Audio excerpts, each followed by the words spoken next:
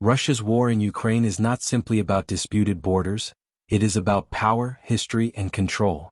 The refusal of President Vladimir Putin to accept a ceasefire proposal reflects a deeper worldview, that Russia's security can only be guaranteed by expanding its territory and keeping key regions under its control.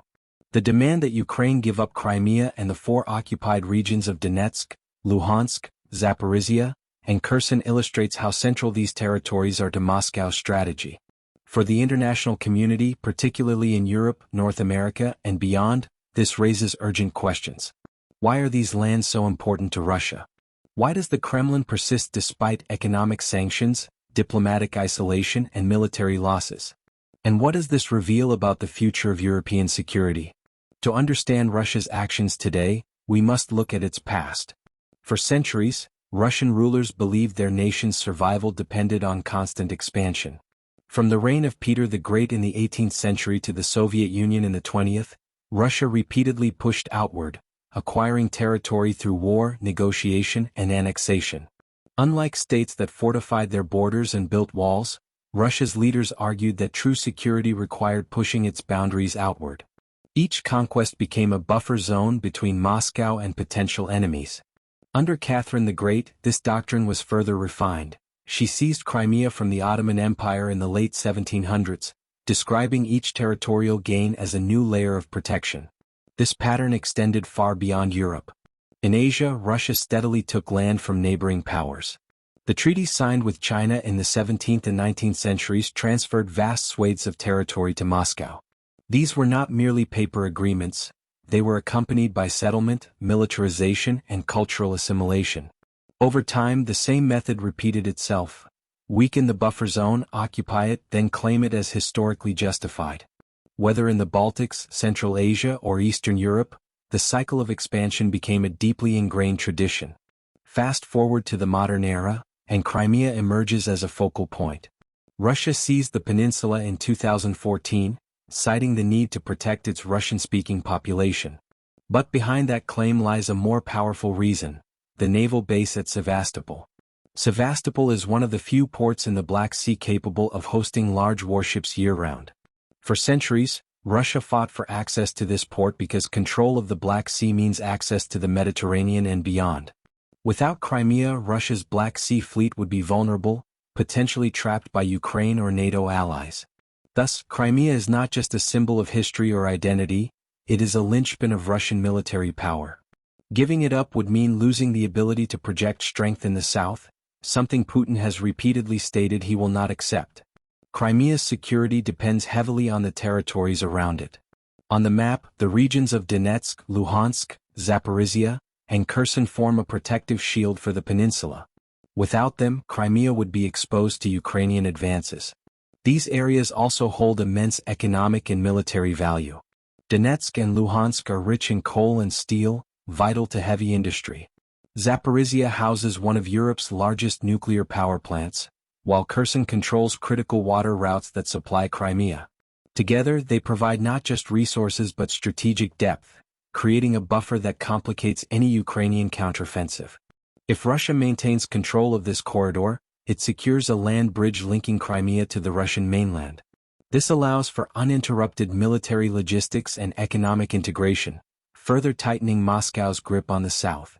For Russia, Ukraine is not just another neighbor, it is the gate between Moscow and the West. In the Kremlin's view, if Ukraine joins Western alliances, Russia's heartland becomes exposed. The idea of NATO forces stationed directly on Russia's borders is seen as an existential threat. By occupying parts of Ukraine, Russia attempts to slam that gate shut. Crimea and the occupied eastern regions become the bolts holding it in place. This explains why Moscow frames its war as defensive rather than offensive, not as an expansion but as securing its doorstep. Yet from an international perspective, the invasion is clear aggression. Ukraine is a sovereign state, and its people have the right to determine their own future. Russia's actions violate international law and undermine the principle that borders cannot be changed by force. Beyond strategy, identity plays a role. Eastern Ukraine, particularly Donetsk and Luhansk, has long had strong cultural ties to Russia. During the Soviet era, the region was heavily industrialized following the Moscow model. Russian was widely spoken, Orthodox Christianity flourished, and many families had connections across the border. By contrast, Western Ukraine leaned more toward Europe, fostering a distinct Ukrainian identity. This cultural divide deepened after independence, with Kiev promoting Ukrainian language and traditions while reducing the influence of Russian culture. Moscow exploited these divisions. By portraying itself as the protector of Russian-speaking communities, it justified its interventions. The referendums in Crimea in 2014 and in the 4 occupied regions in 2022 were presented domestically as the will of the people, even though they lacked international legitimacy. While Russia frames its invasion as protection, the reality on the ground has been devastating. Millions of Ukrainians have been displaced. Cities in the east and south have been scarred by fighting, with infrastructure damaged and livelihoods destroyed.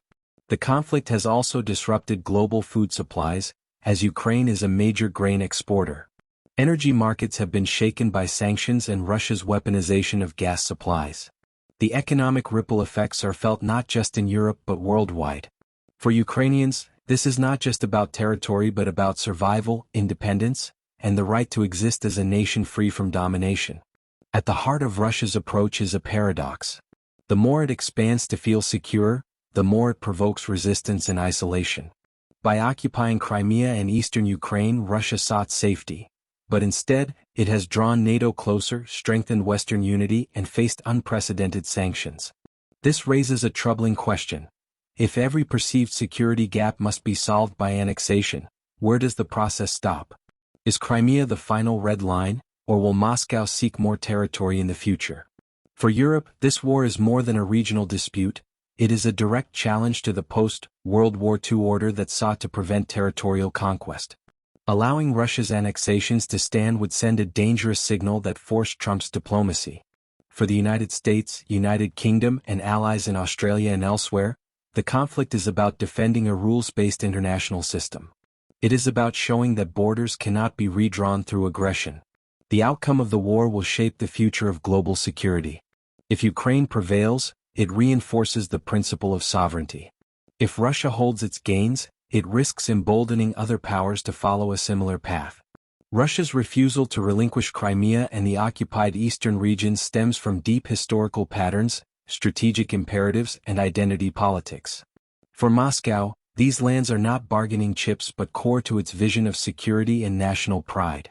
Yet for Ukraine and the international community, the invasion is a violation of international law and a threat to European stability. This conflict is not just about borders, it is about the future of Europe, the rules that govern international relations, and the cost of unchecked aggression. The world watches not only to see how Ukraine endures, but also to understand where Russia's ambitions may lead next.